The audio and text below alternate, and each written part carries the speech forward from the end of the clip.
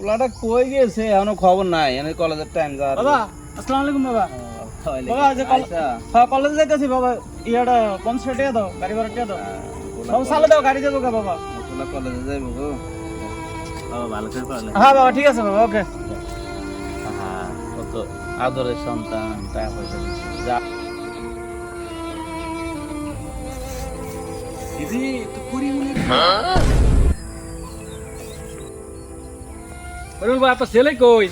কে ছেলে তো কলেজে গেছে, নাম কামাইবো, পড়ালেখা করতে গেছে। কসু কলেজে গেছে? কে তোমার পুতে সিপার মাঝে তারা গাঁজা খাইতেছে। কি কস? গাছের লও যাই।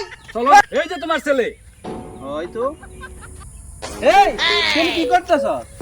বাবা কিছু কলেজে করতেছি গেছিস না? বাবা, কিছু করতেছি না তো বাবা। কি কিছু করতেছ? এই যে বাবা ওরে